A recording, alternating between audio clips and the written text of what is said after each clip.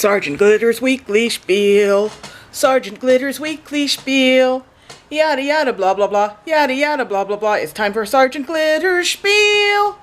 Greetings and salutations. This is Margaret Franklin of Margaret Franklin Creations, otherwise known as Sergeant Glitter, hence the hat. I've had a lot of compliments about this hat.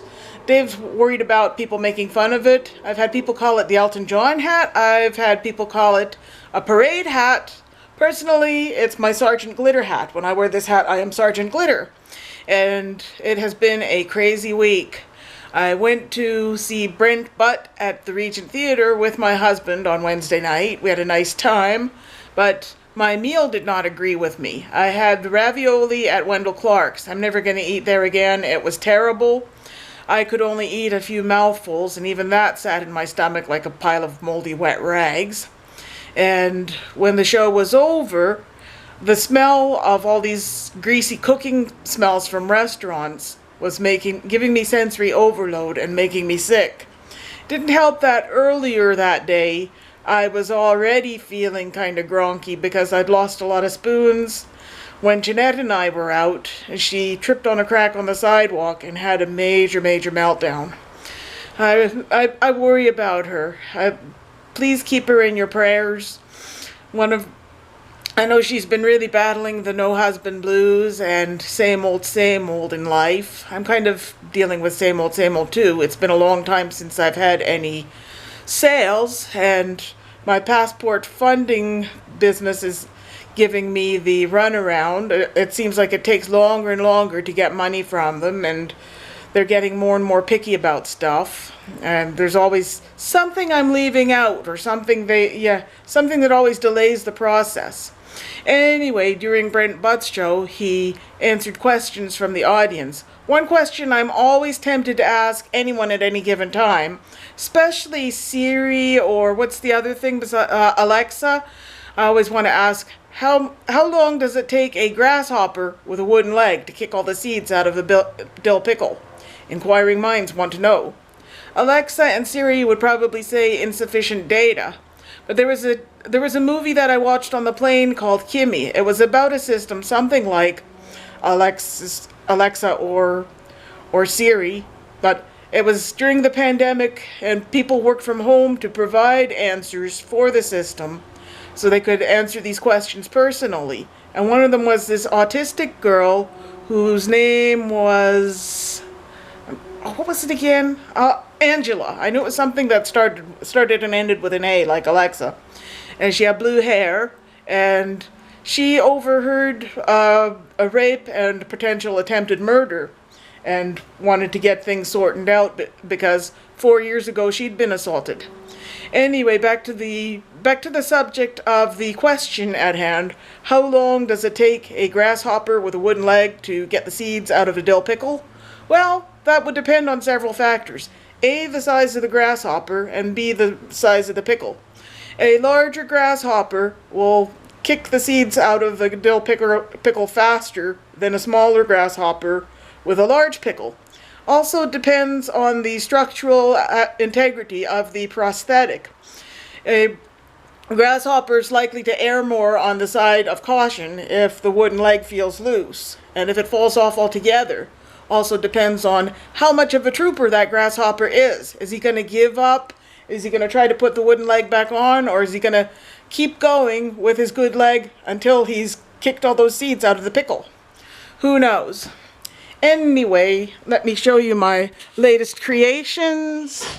I finally started my latest horse for the armored horse quilt. I think this is number 9.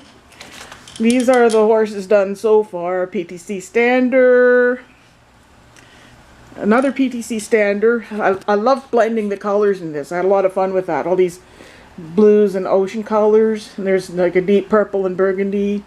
And this one with the leaves, and I saved the bowl for last. And there's the Parker jumper. Well, all Parker horses are jumper. I don't think I've ever seen a Parker Stander, have I? Another armored Parker, and a Herschel Spillman. And this one, I believe it's a PTC jumper. And This is the last one I finished. It took me over a month. I could only do small bits of it at a time because I was really busy last month. I had the convention, and then when I came home from the convention, I had one hell of a sore hand, and then after Brent Butt's show, I was sick. Remember I was telling you about the cloying cooking smells? I had to throw up while we were waiting for the bus. I barfed into a nearby wastebasket. Couldn't get that horrible taste out of my throat.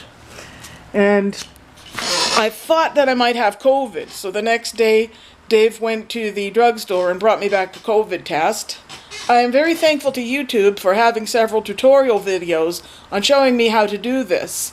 It was unpleasant, but it's not as bad as everyone makes it sound. Like, ew, I touched the back of my eyeball. I think I hit my brain. Oh, I just took it in stride. I've been through more painful things. And speaking of pain, I do not mind getting more tattoos. Notice I might have to get the first one touched up, because that's my first tattoo is directly above my most recent one, and you can see how much it's faded and blurred. Doesn't bother me at all. I have to still want to get my 4th vaccine because they're gonna have the Omicron variant coming up, and Jeanette's had all 4 of her vaccines. She got her first tattoo when we were in San Francisco. I got my Mona Lisa. She got a little ladybird. Mine took an hour and a half. Hers took only 20 minutes, but never again. She found it too painful. Whereas I could practically fall asleep. I am so relaxed when I get tattoos. So I have a total of 8 so far. 3 on my right arm, 2 on each leg, and 1 on my left arm. The 2-headed clown. And I need to get, or I don't, nobody needs tattoos. They're just plain fun. Well, tattoos are like potato chips. One's not enough. At least for me anyway. I actually wouldn't mind getting that on a tattoo, like a little stack of Pringles with a nice Celtic font next to it. Says, but tattoos are like potato chips. It's hard to have just one. Anyway, I've been working on my stitch journal. We don't have much space left for the rest of the year, so I've been trying to make everything really small. Haven't done today's icon yet. I've written down the lettering for October, but that's it. Dave is at the mall now. He has to go to the bank to get the rent money. I'm still waiting for my passport funding money so I can give him the rest of my share. And it sucks because I haven't had any orders in a long time.